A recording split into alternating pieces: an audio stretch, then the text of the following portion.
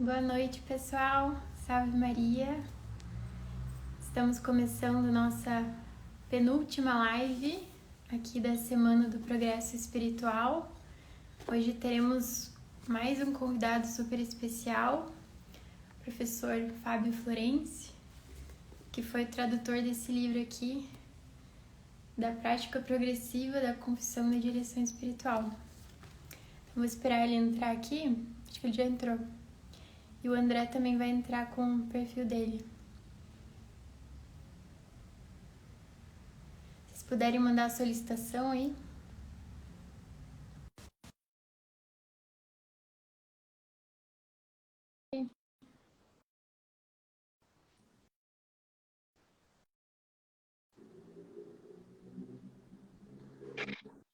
Boa noite, pessoal. Boa noite. Acho que só falta o Fábio mandar a solicitação.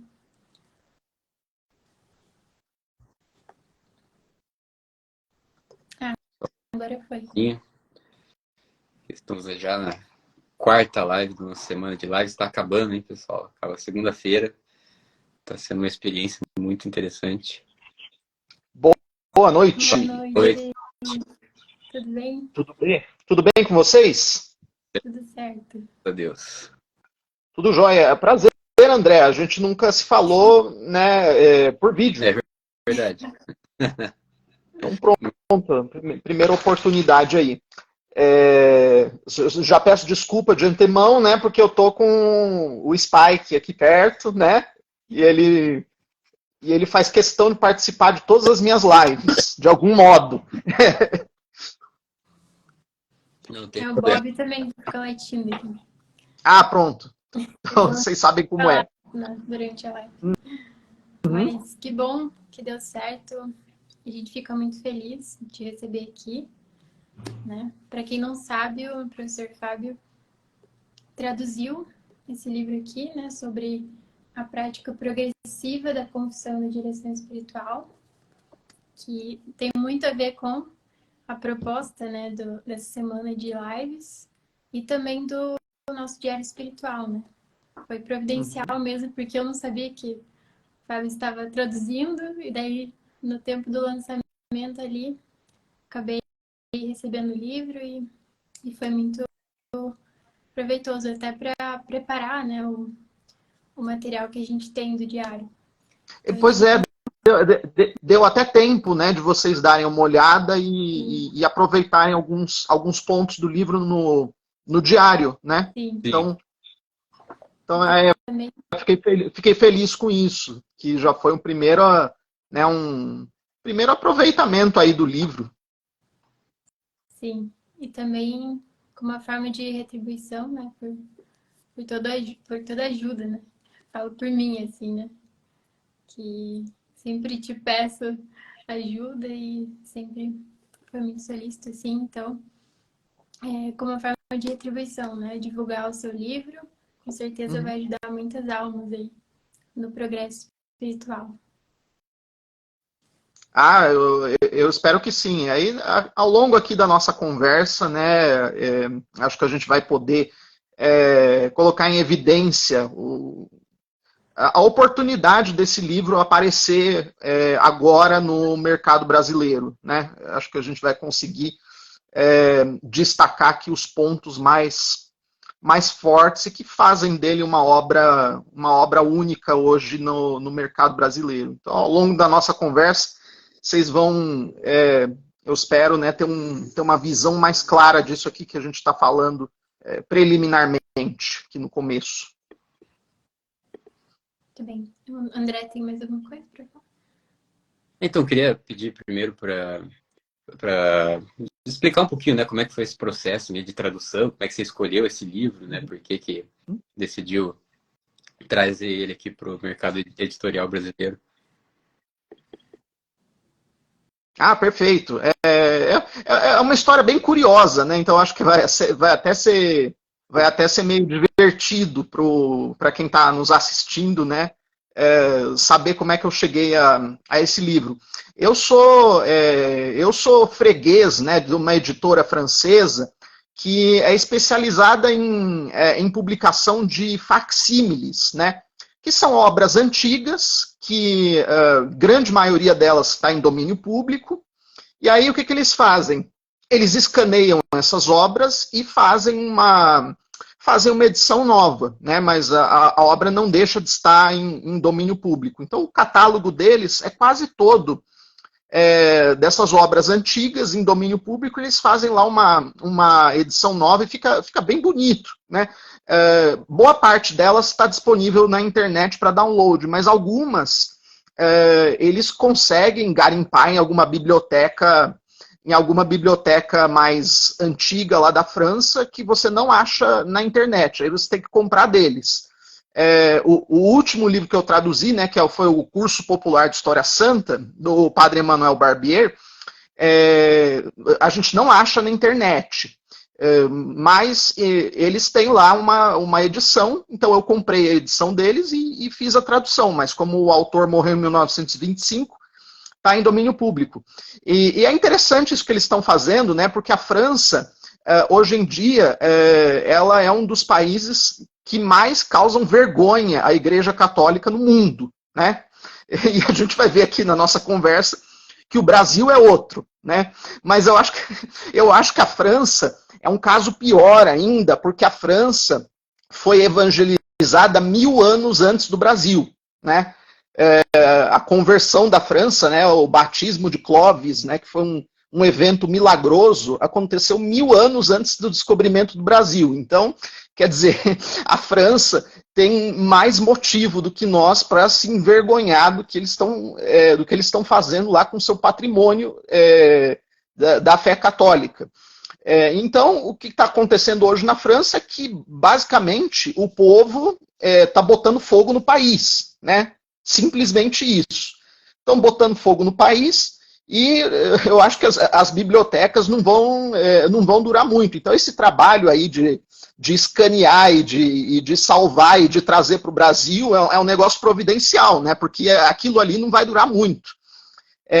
Então, essa editora ela tem esse trabalho, que é um trabalho muito legal. Algumas obras que eles disponibilizam a gente não encontra na internet. E aí, o que aconteceu? Uma vez, como eu estou lá na lista de e-mails deles, né, eles sempre mandam um e-mail para mim, para todos os assinantes, quando fazem algum lançamento. E aí eu recebi um e-mail uma vez que eles estavam fazendo um lançamento de uma obra chamada Meditações Afetivas e Práticas sobre o Evangelho. Aí eu peguei lá uma amostra da obra, né, que vem junto com o e-mail, umas 30 páginas. Eu achei muito interessante aquilo. E aí eu fui ver quem era o autor. Aí estava lá, autor anônimo. E dizia, do mesmo autor da prática progressiva, da confissão e da direção espiritual. Eu falei, pô, esse nome é interessante, né? O nome desse livro aí é interessante. E como hoje em dia, né, uma consulta ao oráculo Google resolve essas coisas que antigamente permaneciam envoltas numa aura de mistério, né? Com alguns cliques, eu consegui descobrir que o autor, tanto daquela obra quanto da prática progressiva da confissão e da direção espiritual, foi esse sacerdote chamado Leopold Bodenon. E aí eu fui ver se algum desses livros estava traduzido para o português. Coincidentemente, esse que a editora francesa lançou, está traduzido para o português. Há uma edição da década de 1930, é uma obra de 4 volumes, e há uma editora, que eu não sei se ela é brasileira ou é portuguesa, chamada Neble, que fez um facsímile dessa obra. Então, quem tiver interesse nela, pode ir lá na Neble, custa um pouco caro, né? Mas vale a pena. Então a tradução é uma tradução brasileira ou portuguesa da década de 30 e tem lá uma edição novinha. Agora eu fiquei interessado justamente na prática progressiva, né, da confissão e da direção espiritual. E esse livro, por felicidade, estava escaneado na internet. Então eu baixei o livro, pedi aqui para um amigo meu que tem uma máquina de xerox, né, na loja dele, para ele xerocar para mim, né, para fazer uma apostila. Aliás, esse amigo meu, né, eu já faço agradecimento público, o senhor Paulo Plaque, né, se estiver nos assistindo, né, esse trabalho não seria possível sem sua colaboração. Já fica aqui registrado o agradecimento. Então, o Paulo imprimiu para mim o livro e eu fiz aqui a tradução. E aí também, coincidentemente, né, eu dei essa sorte que eu descobri uma startup, né, uma empresa dessas empresas novas que surgem aí no mercado, que faz autopublicação de livros, né? Então, quer dizer, qualquer coisa que você queira publicar, eles publicam. Então você sobe o miolo, né? Você faz upload do miolo do seu livro no site deles, você confecciona uma capa por um software que eles mesmos disponibilizam ali no seu perfil, e você clica ali publicar. E você publica o livro e só compra, quer dizer, você só paga alguma coisa para eles quando você compra o livro, né? Então eu comprei aí alguns exemplares e eu paguei a eles o preço dos exemplares, mas o custo da publicação para quem está fazendo é zero. Então, todos esses fatores aí, eles confluíram para facilitar muito a minha vida, né? E aí foi esses os caminhos que eu percorri para tornar o livro disponível em português. Então, o André, o senhor que fez essa pergunta, a pergunta foi respondida ou ficou faltando alguma coisa? É sempre bom a gente devolver a pergunta. Não, foi certinho. Aqui só tem um único ponto ali que até comentaram aqui. Perguntaram qual que é o nome dessa editora francesa que você acompanha. Ah, tá. Edition Saint-Rémy, né? Saint-Rémy é um santo francês, né? Um dos fundadores da França. É uma editora interessante, mas eles publicam umas coisas também meio de teoria da conspiração que às vezes assustam, né? Outro dia eu recebi um e-mail deles que eu fiquei assustado. Eu não vou aqui entrar muito em detalhes, né? Porque foge do nosso escopo, mas eu quase fui me esconder debaixo da cama depois de receber um e-mail deles que não era anunciando o livro, era anunciando um negócio de crise na igreja. Eu falei, eita, o negócio aqui é complicado. Fiquei extremamente assustado. Mas o que eles fazem em geral é muito bom. Então é isso. Tá certo. Bom, se quiser entrar então um pouquinho no tema, né, do livro, né, apresentar um pouquinho qual que é o objetivo, né, do livro, qual que é a proposta, né, porque você mesmo comentou, né, o título é muito chamativo, né, Prática Progressiva da Construção da Direção Espiritual. Então ele sugere ali meio que um método, assim, ou algo do tipo. Então, como que o autor trabalha esse tema? Pois isso que é muito interessante. Então, tentarei aqui ser bem sucinto, né, para a gente não... inclusive para não dar os spoilers, né, porque é interessante que as pessoas adquiram o livro, que vai fazer muito bem. Então é o seguinte, a primeira coisa que a gente tem que ter em vista é que a confissão e a direção espiritual não são fins em si mesmos, né? Como diz aí um famoso diretor espiritual, ninguém é católico para se confessar. A gente é católico porque a gente quer participar da vida da Santíssima Trindade, né? A gente quer atender a esse convite que Deus veio fazer para nós, para sermos participantes da sua vida íntima na Santíssima Trindade. Só que para a gente poder fazer parte dessa vida para a qual Deus nos chama, nós precisamos, de certo modo, começar a vivê-la ainda aqui, né? Ainda aqui nesse mundo. A gente precisa começar a viver como Deus quer que a gente viva, junto com Ele, enquanto nós ainda não estamos perfeitamente unidos a Ele na visão beatífica, né? Então essa vida de união com Deus, ela começa aqui. E como nós temos o problema, né, do pecado original, que é perdoado pelo batismo, mas que ele imprime na nossa alma uma série de tendências desordenadas, Então a gente precisa, ao longo da vida, de alguns remédios, né? A gente precisa de remédios para corrigir essas tendências desordenadas e fazer uma coisa que o inglês tem uma expressão que eu sempre... É um pesadelo para mim traduzir. É check, né? Check essas tendências desordenadas, mantê-las sob controle e fazer com que elas não tomem conta da nossa alma. E quais que são esses remédios que Deus disponibiliza para nós? São os sacramentos, né? Então, quando Deus se encarna, né, quando Jesus Cristo vem aqui à Terra, ele faz duas coisas.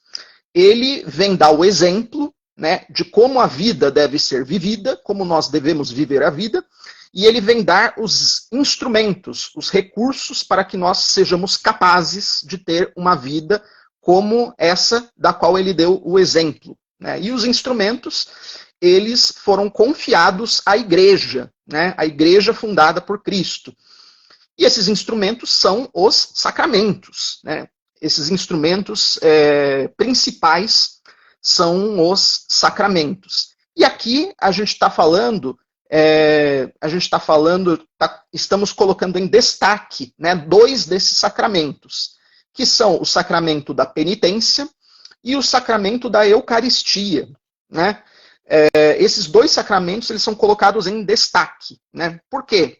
Porque o sacramento da penitência, ele cura as feridas que nós causamos, né, na nossa própria alma pelo pecado, ao passo que o sacramento da Eucaristia, ele fortalece o que nós podemos chamar de o nosso organismo espiritual. E aqui a gente já entra em um dos pontos fortes deste livro, né, da prática progressiva da confissão e da direção espiritual. É que o autor ele faz uma comparação que eu acho que é muito feliz e muito didática entre o metabolismo e o funcionamento de um organismo natural e o funcionamento e o metabolismo do que a gente pode chamar, né, do nosso organismo sobrenatural.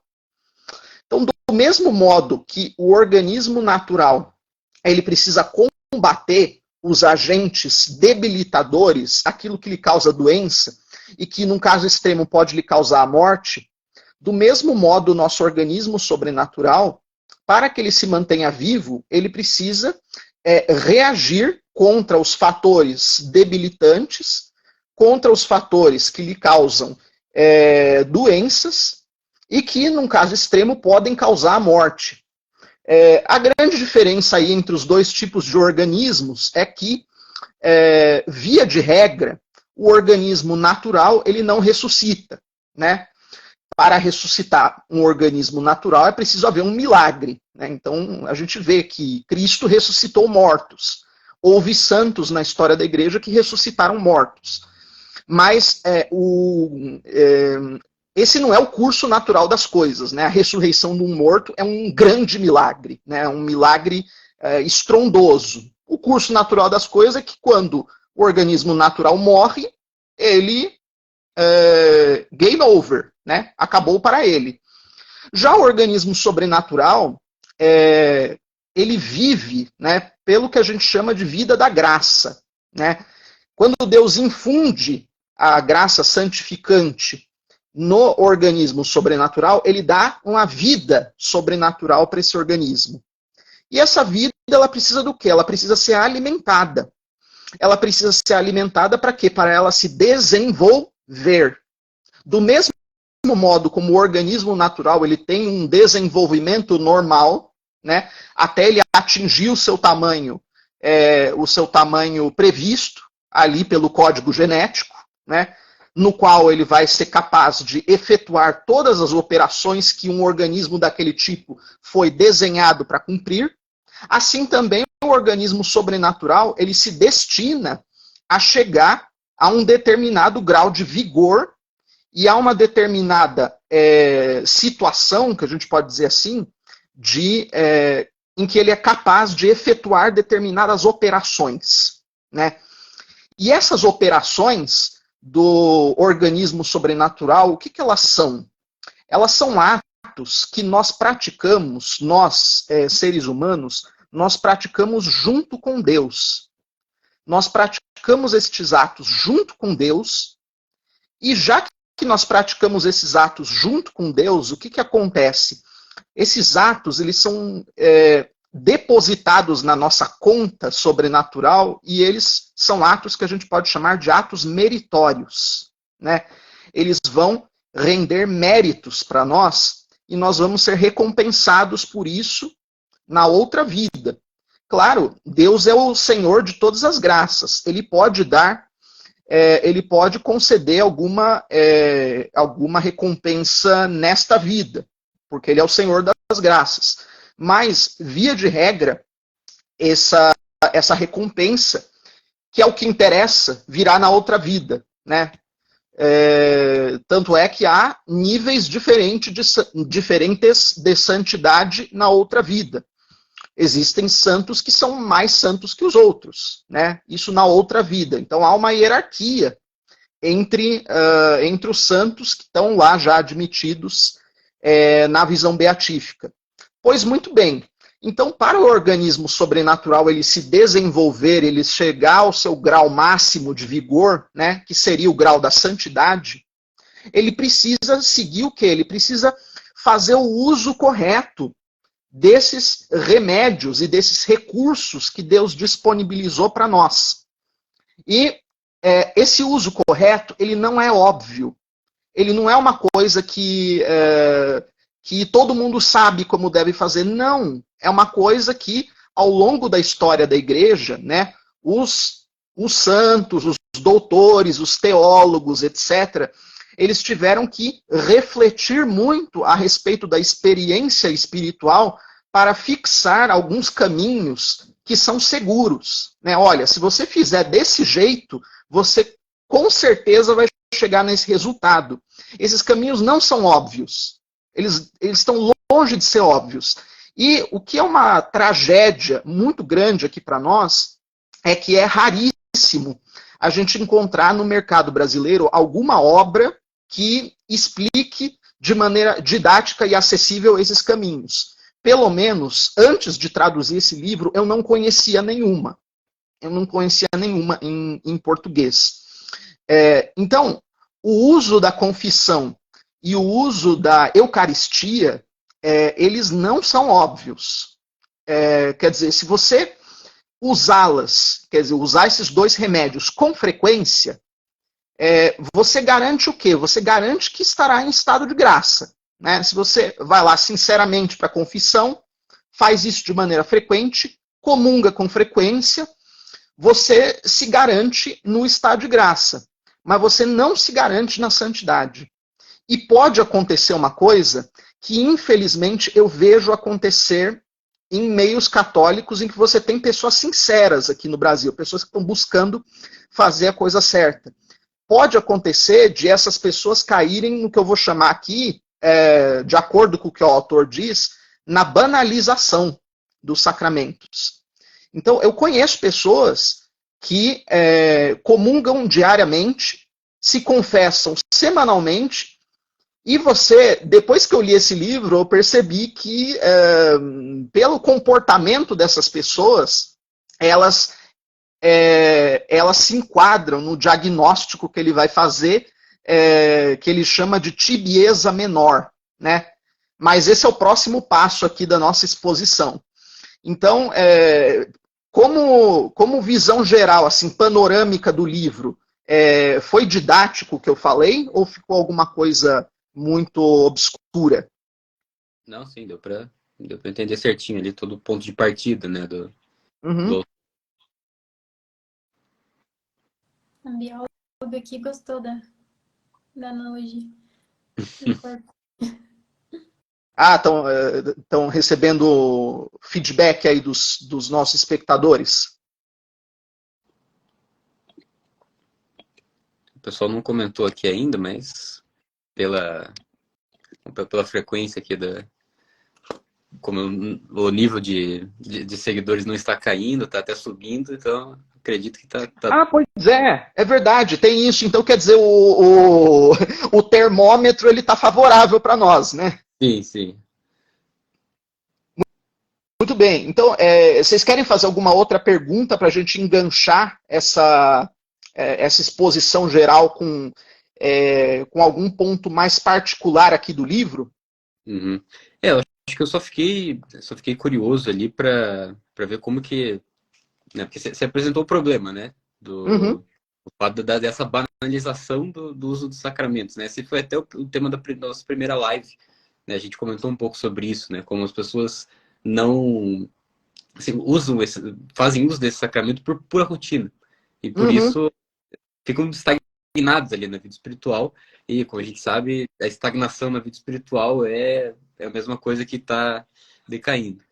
Então, esse problema é, assim, muito difundido. Assim. Acho que poucas pessoas têm noção, têm essa compreensão Uhum. desse problema, que realmente esse é um ponto. Acabaram de comentar aqui, né, o que é essa banalização da qual o autor fala. Uhum. Quiser responder. Perfeito. Podemos aproveitar a pergunta desse nosso ilustre seguidor anônimo, né? Para dar continuidade aqui à nossa conversa.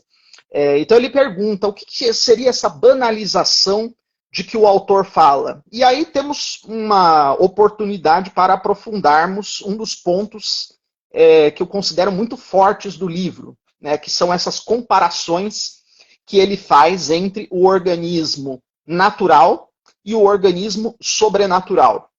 Então, quando o organismo natural, por exemplo, o nosso corpo, ele tem alguma doença, quem que é o profissional gabaritado, o profissional habilitado, vamos dizer assim, para diagnosticar esta doença? É o médico, né? Via de regra é o médico.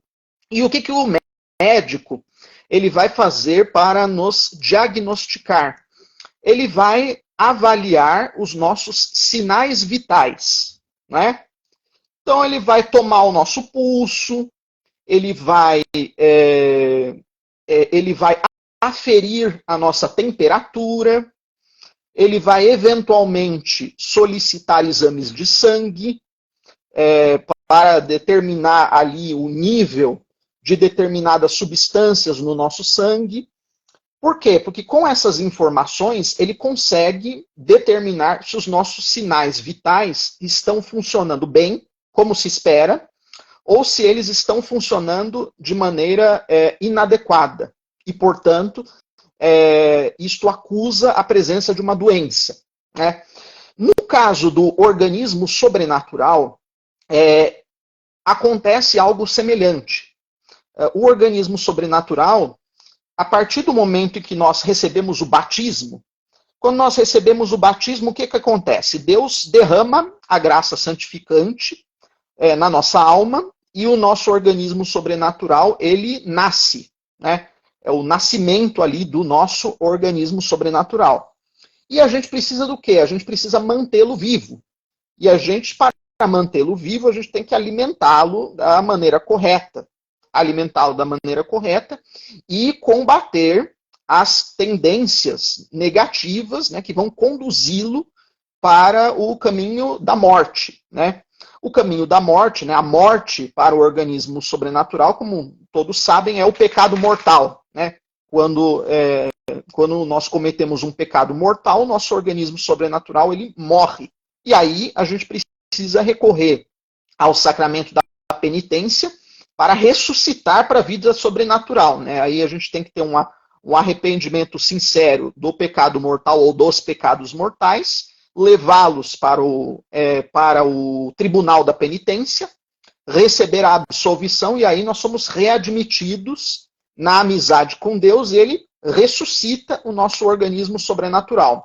Ok, este livro aqui, né, A Prática Progressiva da Confissão e da Direção Espiritual, ele é escrito para pessoas que estão com o organismo natural vivo, né? Pessoas que estão em estado de graça, mas que, por algum motivo, não estão progredindo na vida espiritual. E aí, essa é a grande sacada, né? Essa grande sacada desse livro, que mostra que ele foi escrito por um diretor espiritual extremamente habilidoso, extremamente sensível para as realidades que ele encontrava no confessionário, né? Cônego Bodenon, a gente percebe que ele era um leitor muito profundo de almas. Então, é uma experiência muito profunda de anos e anos a fio que ele está transmitindo aqui para nós. Então, veja, no caso do organismo natural, a gente tem os sinais vitais. No caso do organismo sobrenatural, existem alguns sintomas que acusam a presença de alguma doença. E de uma doença que pode seguir para um quadro crítico, né? E esse quadro crítico ele pode acabar culminando na morte, né? Que é o pecado mortal. Qual que é o nível mais grave de doença que pode ser diagnosticado aqui na prática progressiva? É o que ele chama de tibieza extrema, né? Todo mundo conhece essa expressão tibieza, mas é muito difícil você encontrar algum católico que saiba defini-la de maneira precisa, né? O que é um católico tíbio, né? O que é uma alma que está num estado de tibieza? O Cônego Bodenon não apenas nos dá essa definição, como ele ainda apresenta uma série de sintomas, né? Então ele dá ali todo um repertório para o diretor espiritual para ele fazer certas perguntas para o seu dirigido e com a resposta a essas perguntas ele consegue fazer o diagnóstico, né? Você está numa situação aí de tibieza. Pois muito bem, o que é a tibieza? A tibieza é aquela deficiência da alma, ou melhor dizendo, é aquele estado da alma em que ela não reage de maneira vigorosa contra o pecado venial. Olha só que interessante.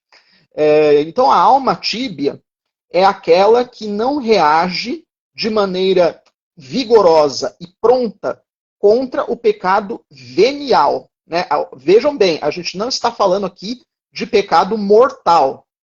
E eu preciso fazer aqui um parênteses, né? Eu preciso aqui fazer um parênteses que também vai ser útil para a gente entender como a tibieza ela é uma tragédia para a comunidade católica como um todo, né? Ela é uma tragédia para a comunidade católica como um todo. Eu acabei de acessar, né, antes da gente começar aqui a nossa conversa, eu acabei de acessar uma pesquisa que fala a respeito da frequência da missa dominical no Brasil, né? Então, aqui no Brasil, nós temos cerca de 63, 65% da população que respondem, que se manifestam como católicos, né? Entre essa população que se manifesta como católica, vocês fazem ideia de quantos frequentam a missa dominical? Uns 10%. Quase. Exatamente. Aqui eu acabo de ver que são 8%. São 8%. Então vejam, 8% dos católicos brasileiros frequentam a missa dominical. Então o que isso significa? Isso significa que 92% dos católicos brasileiros vivem em pecado mortal habitual, né? Vivem em pecado mortal habitual, porque você faltar à missa dominical sem ter um motivo justo para fazê-lo é pecado mortal. Então você tem ali só 8% da população brasileira que frequenta a missa dominical. Mas isso não é garantia nenhuma de que eles estejam em estado de graça, né? Porque em alguns ambientes paroquiais você percebe que tem muita gente ali que comete pecados que são escandalosos, né? E você percebe, bom, por isso que a pessoa está falando e fazendo, né? Ela é muito grave isso, né? Não tem como ela estar em estado de graça fazendo isso publicamente. Então, é uma situação extremamente grave. Agora, o que faz, né? O que faz com que essa massa de católicos aí saia desse estado? É se você tem uma minoria de santos, de pessoas que estão num nível de espiritualidade elevada, que, de algum modo, incite esse pessoal a sair da letargia, né? Então você tem 92% aí de católicos que precisam com urgência serem acordados para sair da letargia. E aí o que acontece? É aí que entra a tragédia das almas tíbias. Porque a alma tíbia, ela pode garantir a salvação para si própria. Aqui, essas almas tíbias a quem o cônego Bodenon está se dirigindo no livro, são pessoas que estão em estado de graça. Elas não cometeram pecado mortal. Mas o apostolado delas para converter outras pessoas vai ser de eficácia mínima, né? Eficácia mínima. Então, a alma tíbia, ela dá um testemunho muito ruim, né? Ela dá um testemunho muito ruim. E ela é, de certo modo, né? De certo modo, não. Eu acho que a gente pode dizer que, a rigor, ela é egoísta, né? Por quê? Porque ela só está preocupada com a salvação dela. Então ela pensa, bom, eu não tenho nenhum pecado mortal na alma, então eu posso me dar o luxo, né, de conviver com esses defeitinhos que eu tenho, de cometer esses pecados menores, que eu sei que são veniais, não tiram a minha amizade com Deus. Se eu permanecer assim até o fim da vida, eu me salvo, né? A teologia e o catecismo dizem que se você morre sem ter nenhum pecado mortal na alma, você está salvo, então está tudo bem, né? Mas isso é uma tragédia para a comunidade católica como um todo, né? Então eu percebo, André e Fernanda, eu percebo que aqui no Brasil, se nesses 8% você tiver aí uns 3, 4% que estão em estado de graça, a chance deles estarem num estado de tibieza é enorme. É enorme. E aqui o nosso autor, ele divide a tibieza em 2 tipos, né? Ele chama um tipo de tibieza extrema e outra ele chama de tibieza menor. O que é a tibieza extrema? A tibieza extrema é aquela situação da alma em que o pecado venial ele reina soberano, né? É aquela em que a pessoa ela comete um pecado venial atrás do outro sem se preocupar com isso. Ela não se sensibiliza. Então é aquela fofoquinha, né? É aquele doce pego a mais, né? O que mais que a gente pode pensar? É aquele trabalho meio mal feito, né? É aquele trabalho de repartição pública, né? Aquele trabalho de repartição pública. Eu não tenho que fazer nada além disso, né? Então eu vou cumprir estritamente o meu dever. O meu estatuto não diz que eu preciso comparecer ao meu trabalho com cara bonita, né? Então eu vou atender aqui o meu público com a cara mais feia que eu tenho, né? Com a cara mais feia e desagradável, né? Eu vou ser desagradável com todo mundo, né? Meu estatuto não manda nada, isso não vai interferir na minha promoção. Então, eu vou levando a vida assim. Essa é a situação do sujeito que está num estado de tibieza extrema, né? Além disso ser, né, uma tragédia para a comunidade católica como um todo, isso é um perigo muito grande para a alma, né? Porque também agora eu vou falar uma coisa que é banal, que já vi muita gente falando. Dessa situação de tibieza extrema, para você escorregar para o pecado mortal é muito fácil, né? Então, a pessoa que está assim e está confortável, né, diz, estou confortável, né?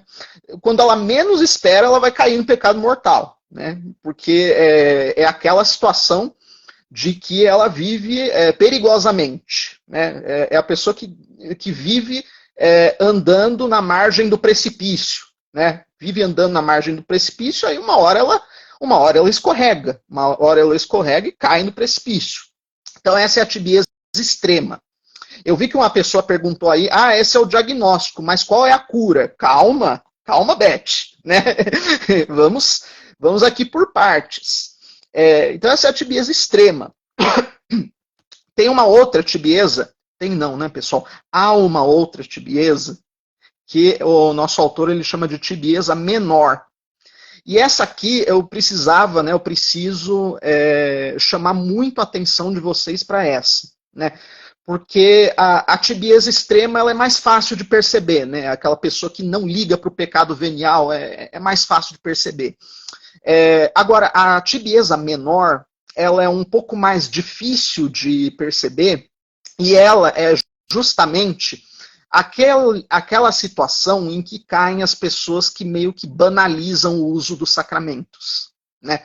Então, é o que eu falei aqui no começo da nossa live, né? Eu conheço várias pessoas que se confessam semanalmente, comungam diariamente, e você não vê nelas aquele brilho da santidade. Você não vê nelas aquele brilho da santidade, você não vê um apostolado eficaz da parte delas, né? Porque o santo, por mais discreto que ele seja, ele arrasta com o exemplo, né? Alguma coisa irradia do santo, né? E assim, pelo que eu posso ver externamente dessas pessoas, o que eu vou ter que usar uma palavra que pode parecer ofensiva, mas ela é estritamente técnica. Eu vejo que são pessoas medíocres. Medíocres no sentido do quê? No sentido de estarem na média, né? Não no sentido de serem pessoas más. Eu não vejo essas pessoas cometerem os pecados que os pagãos cometem. Então essas pessoas elas não frequentam baile funk, né? Se você fizer uma varredura no computador delas, provavelmente você não vai encontrar pornografia. Elas não falam mal dos outros, né? Elas não difamam, não caluniam o próximo. Elas não cometem crueldades, assim, crueldades que são assustadoras. Elas não têm aquele orgulho que a gente pode chamar de orgulho satânico, né? Aquele orgulho que é extremamente assustador. Elas não têm nada disso, mas elas também não têm nada demais. Então, o que pode estar acontecendo com essas pessoas? Né? O que pode estar acontecendo? Elas não estão sendo bem orientadas. Elas não estão sendo bem orientadas, elas estão ali de boa fé, né? Olha, eu me confesso semanalmente, eu confesso os meus pecados veniais, eu me mantenho longe do pecado mortal, tento fazer uma formação contínua, né, para melhorar espiritualmente, mas elas não saem do medíocre. Não saem do medíocre. E aí é o quê? É falta de ter a formação adequada. Elas estão mal formadas. Elas não têm o acesso ao que deveriam ter para poder dar essa arrancada. Então, esses são os diagnósticos. A pessoa que está num estado de tibieza menor, qual que é o quadro, mais ou menos, dela? Ela se abstém do pecado mortal, né? Ela fica longe do pecado mortal, ela sabe que não é para fazer. E quando ela comete pecados veniais, a gente comete todos os dias, ela tem uma certa tristeza, um certo desconforto.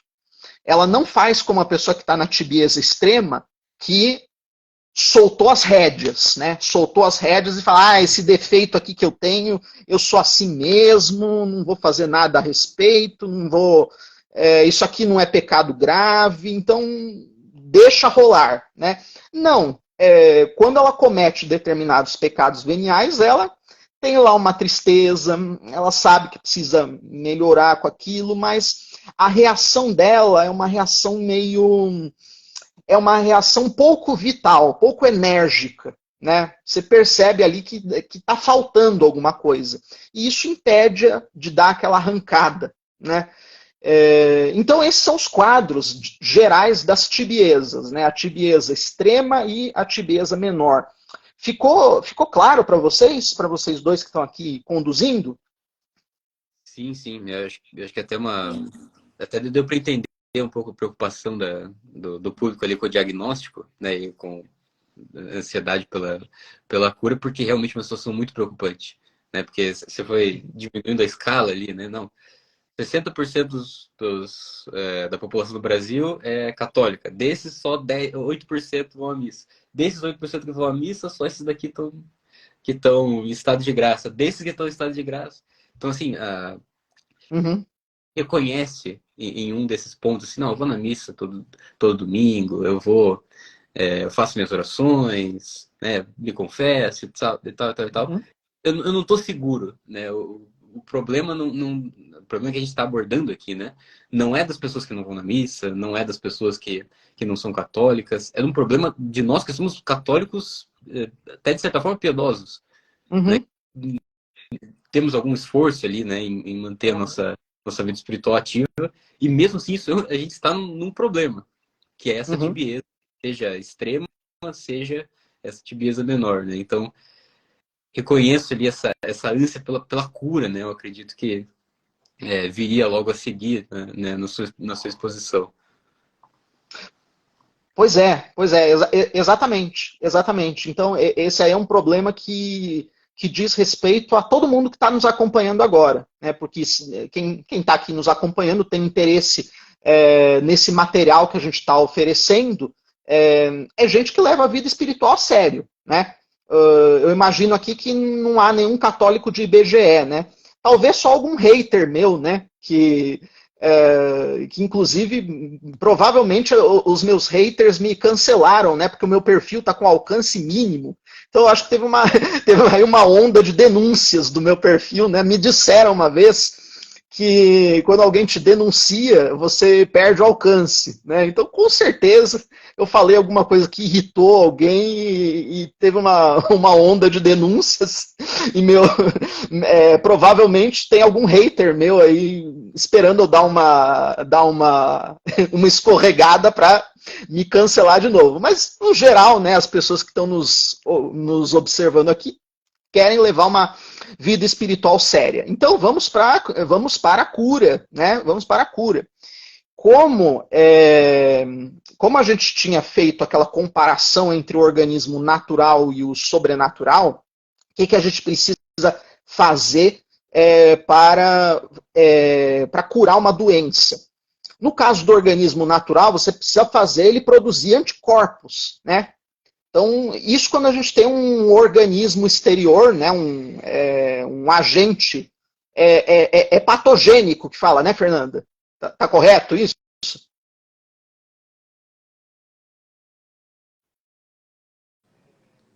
Sim. Ah, tá, pronto. Vocês sabem, né? Isso aí é escrúpulo de tradutor, né? Escrúpulo de tradutor tem que sempre usar a palavra correta. Então, quando você tem um agente patogênico dentro do seu organismo, o que você tem que fazer? Você tem que produzir os anticorpos para expulsá-lo, né? Para vencê-lo e expulsá-lo. No caso da tibieza extrema, o que está acontecendo? Você tem ali um agente patogênico no seu organismo espiritual que te faz ficar parado, faz com que as operações vitais desse organismo elas fiquem extremamente reduzidas ao mínimo. Quer dizer, ele não está morto, ele não caiu no pecado mortal, mas ele está ali com uma vitalidade mínima. Então você precisa fazer o quê? Você precisa acelerar o metabolismo dele. Acelerar o metabolismo e aumentar a atividade dele. Como que se faz isso? Isto se faz adquirindo uma vida de maior intimidade com Deus. E essa vida de maior intimidade com Deus, ela compreende o quê? Ela compreende a você ir aos poucos, conversando com seu diretor espiritual, introduzindo novas práticas de piedade na sua vida. Novas, além daquelas que são estritamente necessárias, né? Então, por exemplo, quando você vai assistir a missa de domingo. Quando você vai assistir a missa de domingo, você cumpriu o preceito. Ok, assisti a missa de domingo, cumpri o preceito. Mesmo não estando com vontade, eu fui. Agora, o diretor espiritual, o que ele vai fazer? Ele vai te explicar como você vai mobilizar os seus sentimentos ali dentro da missa. Por quê? Porque você tem que antenar os seus sentimentos para eles estarem ligados com o que está acontecendo na missa, né? Inclusive, há um outro livro que eu vou traduzir mais para frente, que se chama Métodos e Fórmulas para Bem Ouvir a Santa Missa. E é desse mesmo autor, né, do Cônego Bodenon. Então, o que acontece? O seu diretor espiritual, ele vai te mandar prestar mais atenção em determinados pontos da missa. Para quê? Para você sintonizar o seu sentimento com o que está acontecendo ali. Todas as práticas de piedade, elas têm como objetivo o quê? Elas têm como objetivo fazer com que você adquira uma familiaridade maior com Cristo. E aí acontece uma confusão também no nosso meio católico que eu preciso dizer, né? A maneira como o sentimento é mobilizado em muitos ambientes católicos é uma maneira desordenada, né? É uma maneira desordenada. Então você vai ali em determinados ambientes e você tem lá aquela música melosa, né? Você tem lá todo mundo se abraçando e chorando, e eu te amo, você é muito importante para mim, etc. Não é por aí, né? Não é isso. Então, veja, o que o Cristo fala no Evangelho? O Cristo fala que quem é amigo dele? Quem é amigo dele é aquele que cumpre os seus mandamentos, né? Então, quando a gente peca, o que a gente está fazendo? A gente está cometendo um ato de hostilidade com Deus, né? E esse ato de hostilidade ele pode ser maior ou menor, né? O pior ato de hostilidade é o pecado mortal, né? É aquele que a gente diz, ó, não quero a sua amizade, tchau. Agora, o pecado venial, o que são os pecados veniais? São atitudes de hostilidade pequenas que a gente tem para com Deus. Então, o que a gente precisa perceber? A gente precisa fazer coisas que nos mobilizem para demonstrar amizade com Deus, né? Então, por exemplo, você acrescentar uma prática de piedade. Você não reza o terço, não reza o rosário, você vai começar a rezar. E você vai começar a rezar por quê? Porque fazendo isso, você está manifestando a sua amizade com Deus. Você não faz uma determinada oração, você vai começar a fazer essa determinada oração, mesmo que aquilo te custe, mesmo que aquilo você considere chato, etc. Por quê? Porque você vai estar fazendo um pequeno sacrifício. Você vai introduzir, por exemplo, alguma pequena mortificação no seu dia. Essa palavra, né, ela é extremamente perigosa, né, a palavra mortificação. E esse é um dos pontos fortes do livro também, né, da prática progressiva. Porque o Cônego Bodenon, ele diz, o bom diretor espiritual, ele não entra com a sola do sapato na cara do dirigido, né? Então, quando o diretor vai propor uma série de exercícios para fazer o seu dirigido sair da tibieza, ele sempre vai bolar junto com o dirigido um plano que seja factível. Por quê? Porque é possível que determinados planos não sejam factíveis para alguma pessoa. E quando ela não consegue cumprir o plano que ela se propôs, ela tem um motivo a mais para ficar para baixo. Então, se ela não consegue cumprir aquele plano, ela fica abatida e pode muito bem largar tudo, largar a mão de tudo, inclusive cair no pecado mortal. Eu já vi casos assim acontecendo, de exercícios excessivos que foram impostos para pessoas iniciantes, a pessoa não aguentou, a pessoa ficou neurótica e a pessoa largou tudo. Ela falou, não aguento isso, vou viver a minha vida fora. E o Cônego Bodenon fala, isso é um perigo. Você tem que propor exercícios que sejam factíveis. Para quê? Porque a pessoa vai perceber que ela consegue fazer aquilo. E ao perceber que ela consegue fazer, aí ela vai ficar incentivada, né? E aí o seu incentivo vai fazer com que ela possa fazer algo maior, e maior, e maior, e assim sucessivamente. Então, quando a gente fala em mortificação, é até interessante, né? Ele diz ali que no começo, a pessoa ela deve se propor algum sacrifício bem modesto, né? Aquela pessoa que está em estado de tibieza extrema, né? Ela não vai começar a fazer jejum de pão e água. Não, ela vai diminuir um pouco a quantidade da refeição, vai renunciar à sobremesa, e ela sempre vai oferecer aquilo como um sacrifício a Deus, né? Ela vai oferecer aquilo como sacrifício a Deus, sempre remetendo aqueles atos para a amizade que ela tem com Deus. Aí o que vai acontecendo? A dinâmica do organismo ela vai se tornando mais forte. Entende? Então é nessa toada que o autor ele vai sugerindo. E ele sugere uma série de exercícios e ele tem o cuidado de dizer, não é para vocês fazerem tudo isso ao mesmo tempo. Eu estou sugerindo esse monte de exercícios, por quê? Porque cada pessoa tem uma personalidade diferente e cada pessoa vai ter lá a sua série de exercícios que vai cair melhor para o caso dela. Então é uma coisa para cada dirigido avaliar junto com o seu diretor espiritual. Né? Ó, você tem essa personalidade, esses traços, essas características, esses defeitos, essas dificuldades, essas qualidades. Então, ó, esses exercícios aqui vão ser bons para você. Você consegue fazer isso. Né? E aí a pessoa vai se incentivando, né? E aí ela vai crescendo. Aí ela vai crescendo e vai progredindo na vida espiritual. Estou vendo que estamos aqui quase no final do nosso tempo. Então, vamos caminhar aqui para o nosso fechamento. Gostaria de pedir para vocês aí fazerem a pergunta das considerações finais.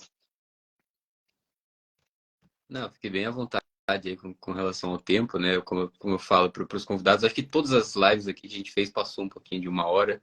E eu acho que isso é em benefício dos espectadores, né? Que recebem mais conteúdo.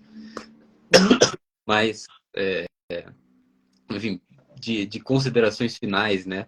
Eu acho que o que fica assim de aprendizado, né? A gente tem essa prática também nessa semana de lives de retirar uma malícia espiritual da live, né? De tudo que foi dito, né? E tem muitas coisas que a gente pode retirar, mas eu acho que o que fica muito é primeiro essa conscientização do problema, né? De mostrar que, olha, você tá fazendo tudo certinho, tá indo na missa todo domingo, tá rezando, tem teu plano de vida, não sei o quê. Você não está livre de um problema muito sério, que é o problema da tibieza. E precisamos fazer, né? Qual que é a cura para essa tibieza?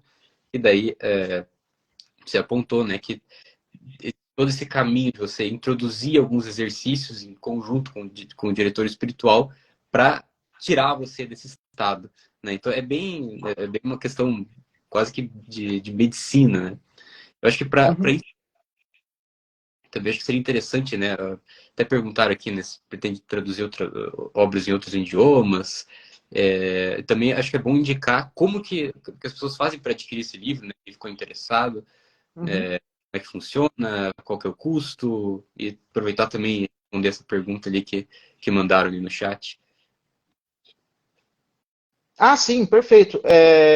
Esse livro ele tá à venda tanto na Amazon quanto na loja da Wiclap, que é essa startup aí que faz a autopublicação. Eu recomendo comprar no site da Wiclap, porque está um pouco mais barato que na Amazon. E o frete deles é um pouco mais barato também. Esse aqui, a prática progressiva, se não me engano, está 40 e poucos reais. Eu fiz do jeito para deixar o livro com o preço mais acessível que eu conseguia. Né? Porque a ideia é que as pessoas comprem e leiam e deem de presente para os sacerdotes. Né? Porque você tem, inclusive, bons sacerdotes que querem fazer a coisa certa, mas eles não têm repertório. Você percebe? Então, é uma coisa bem trágica que a gente está vivendo mesmo. Então, esses são os caminhos aí para adquirir o livro. Depois eu até vou pedir para vocês compartilharem o link lá da loja da Wiclap, aí quem tiver interesse pode adquiri-lo. Qual que era a outra pergunta, André? Escapou agora. Você traduz obras em outros idiomas também? Ah, sim, sim. Então, esse livro eu traduzi do francês. Tem a Catena Áurea, que eu traduzi, da qual eu traduzi os 2 primeiros volumes do latim, né? Estão lá pela editora Eclese, São Mateus e São Marcos. Tem lá a obra do Frederick Copleston, que eu traduzi do inglês, o livro Tomás de Aquino, e o quarto volume da História da Filosofia, do Copleston, também à venda agora na Eclese. E eu traduzo do espanhol também. Tem o livro mais famoso que eu traduzi do espanhol é A Praxis da Psicologia, segundo Santo Tomás de Aquino, do doutor Martim Echavarria. Né? Então esse livro está circulando bastante, né? Tem vários cursos e palestras de psicologia atomista, tal. Eu tô super feliz de ver isso, né? Porque eu quase lesei a minha cabeça para traduzir esse livro, né? Quando você vê ali, você vê congresso, você vê as pessoas lendo, estudando, tal, o negócio abriu todo um filão novo aí na psicologia. Eu fiquei super feliz de ver isso. Então esses são os idiomas com os quais eu trabalho. Eu sou meio preguiçoso, né? Então eu estudei alemão e italiano, mas eu não me sinto ainda habilitado para traduzir do alemão e do italiano. Eu sou meio preguiçoso. Então, por enquanto, são só esses. Maravilha. Então, Uhum. um breve comentário aqui sobre a live, enfim, né? Como comentei, a gente não tinha combinado muita coisa ali antes da live e tal, e isso com todos os outros convidados, mas é impressionante como os temas vão se casando, assim, vão formando um todo muito coeso, né? Eu acho que até essa live, claro, que a gente organizou a ordem das lives baseado mais na disponibilidade, né, dos convidados, mas acho que se eu fosse organizar de uma forma didática, eu acho que eu colocaria essa live como primeira, porque ela mostra exatamente o problema que a gente queria apresentar, né? Ah, que legal. O problema dessa tibieza, né? Porque o propósito dessa semana de lives, né? Essa semana do progresso espiritual, ou seja, você sair dessa tua estagnação espiritual, você não evolui, não vence seus defeitos, não adquire novas virtudes, você está ali parado, estagnado. Então, essas lives vêm justamente para isso, né? Para apresentar a solução para as possíveis soluções, os meios que nós temos à disposição para ter esse progresso espiritual, e tudo isso a gente vai poder botar em prática com o Diário Espiritual, que é o lançamento que a gente está fazendo, que vai acontecer na segunda-feira ali, que tem justamente essa proposta de você pegar esses meios que a gente apresentou ao longo dessa semana de lives, né, direção espiritual, leitura espiritual, oração, virtudes, progresso nas virtudes, enfim, e colocando isso no teu dia a dia para você ir lá e cumprir esses propósitos diariamente, ter ali um material que te apresente de forma didática, bastante acessível, toda essa metodologia, né? Então, casou muito bem. Acho que ficaria muito bom se todas as pessoas conseguissem reassistir essa live, né? Principalmente depois do unir todo o conhecimento que a gente já teve até aqui, porque isso aqui traz uma excelente base teórica aqui do problema e de como que vai começar a buscar soluções para isso. Antes de encerrar, uma última pergunta que apareceu aqui, né? Se tem outros livros que você indicaria sobre progresso na vida espiritual, né? Livros mais para leigos, no caso. Uhum. Então, eu gostaria de indicar 2 livros, né? Um outro também desse autor, que eu traduzi, chamado A Formação para a Humildade, tá aqui, do cônego Leopoldo Bodenon. Ele também está à venda na Wiclap e na Amazon, também por um preço bem módico, de 40 e poucos reais, 40 e poucos reais, mais de 300 páginas. Esse é um livro muito bom e muito importante, por quê?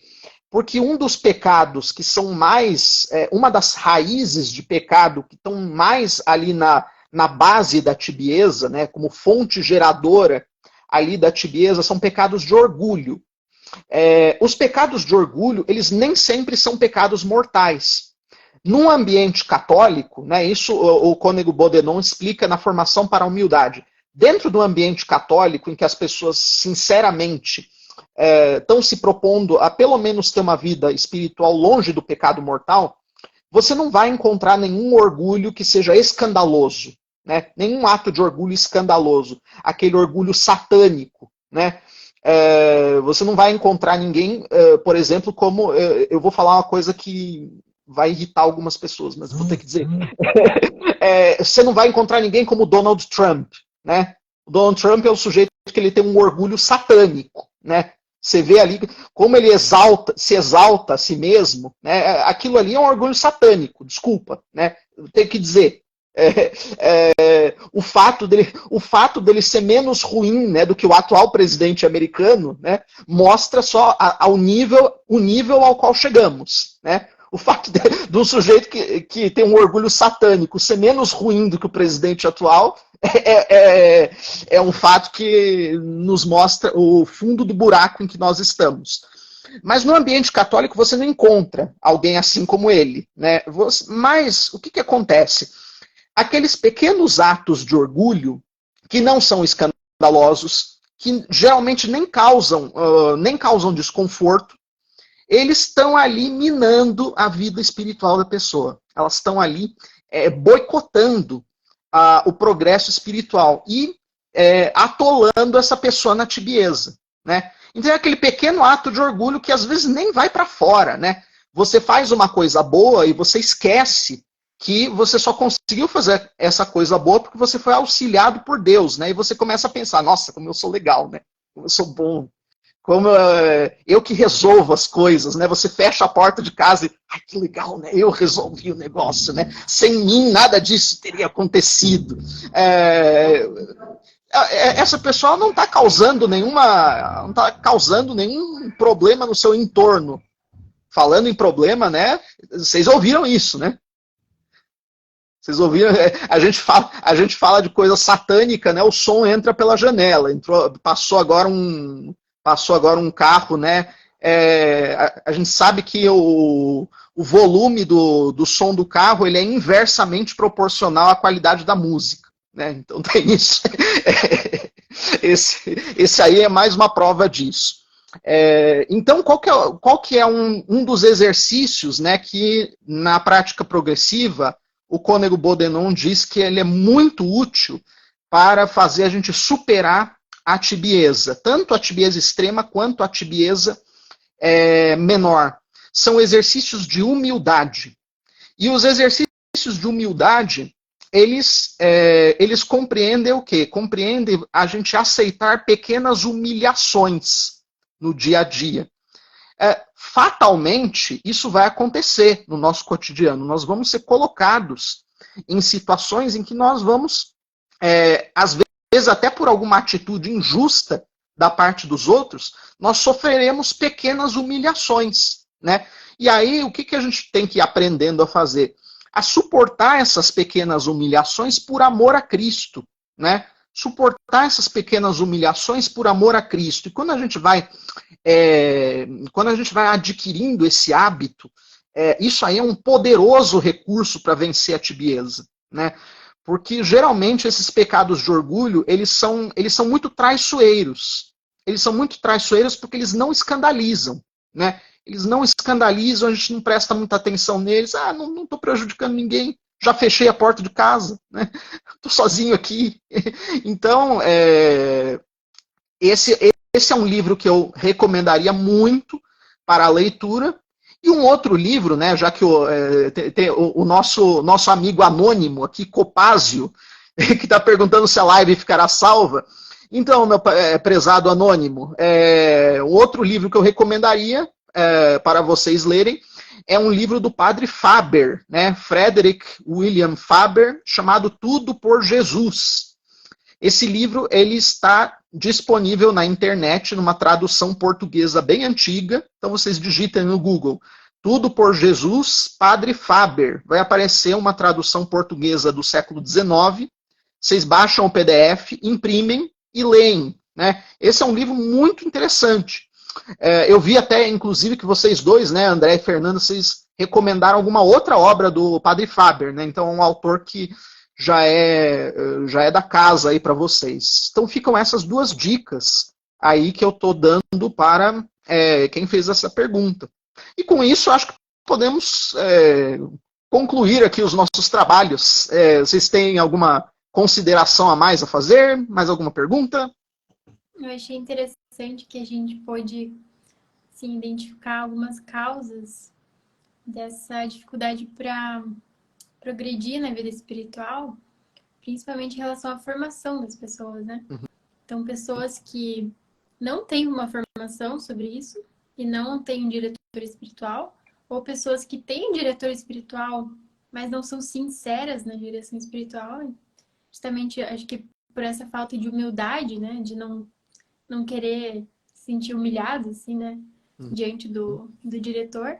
E também pessoas que acabam não tendo a chance de encontrar um bom diretor espiritual, né? Então, acho que essa obra vai ser muito boa tanto para a formação dos sacerdotes quanto para os leigos, né? Que estão tentando progredir aí na vida espiritual, né? Com certeza vai ser muito útil. A gente vai colocar o link aqui, tá, pessoal? Tem alguém pediu o link ali, né? A gente vai mandar no story ali. Nos stories e também Opa! da semana de lives também a gente vai deixar disponível ali.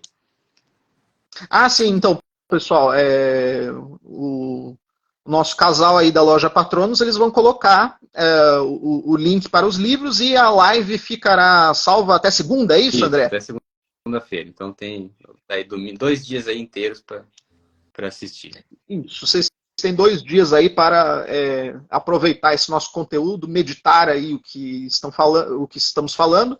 E o produto de vocês já está à venda? Como é que está funcionando? Não, ele vai ser lançado segunda-feira, logo depois da última live dessa semana de lives que a gente está fazendo, né? Então eu vou apresentar ali o plano de vida espiritual. A live será segunda-feira às 8h30, né? O plano de vida espiritual tem justamente essa proposta de pegar todos esses meios que a gente viu ao longo dessa semana de lives e mostrar como que a gente organiza eles, bota eles em prática dentro de um plano de vida espiritual. E depois a gente vai apresentar aqui todo o nosso diário espiritual, mostrar as páginas, os detalhes. Aí vocês vão ter bastante conteúdo. Ah, pronto. Inclusive o livro que a gente estava falando agora, né? Ele tem já um passo a passo para fazer o exame particular, que é uma prática muito importante para o progresso e que, inclusive, a gente colocou um roteiro ali também para a pessoa ir colocando, né, as manifestações, né, os propósitos. Inclusive, é o básico, assim.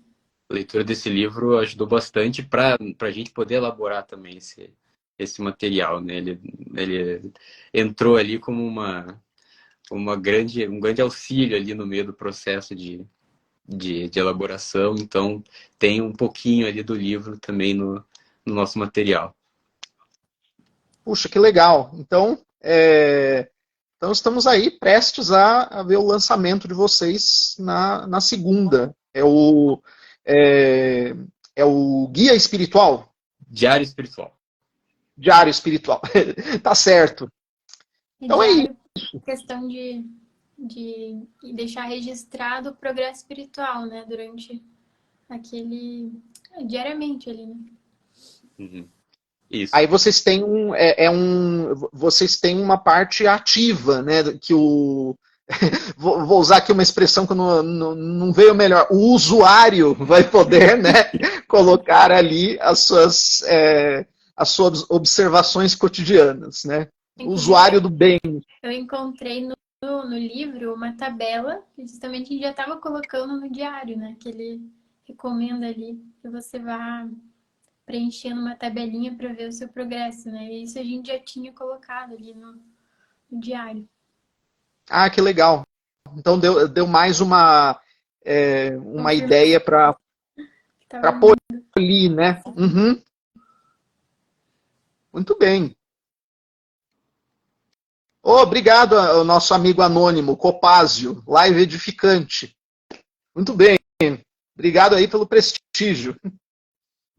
Então, acho que para finalizar, é um agradecimento, né, por ter disposto do teu tempo para estar aqui com a gente, nos ensinando, né, apresentando esse livro, que ter traduzido também, né, acho que é uma iniciativa muito, muito interessante, que com certeza vai dar muitos frutos espirituais aí para as pessoas que tiverem contato com essa obra. Então, mais uma vez, muito obrigado, né, admiramos muito o teu trabalho, e é uma honra poder te receber aqui mais uma vez, né, já Sim. aparecido há algum tempo atrás, então te receber de novo aqui foi muito legal, muito obrigado. Oh, disponha, então eu já sou quase da casa, né? Sim. Então, também agradeço pelo convite de vocês, né? Desejo muito sucesso também no lançamento, que ele faça muito bem para as pessoas a quem ele venha chegar, né? Que tem tudo para fazer, né? As coisas estão bem encaminhadas para isso. Tá certo? E também agradecer ao pessoal que nos acompanhou até aqui, né? Já é um bom sinal, né? Quem nos acompanhou até aqui, de que tá levando a vida espiritual a sério, não tá no baile funk lá fora, né? Já é um começo. Então, já é um grande começo. Então é isso, pessoal. Muito obrigado pela presença de todos e a gente se vê segunda-feira. Até mais. Mas, Um abraço. obrigada, boa Tchau, noite. tchau. Tchau. Boa noite.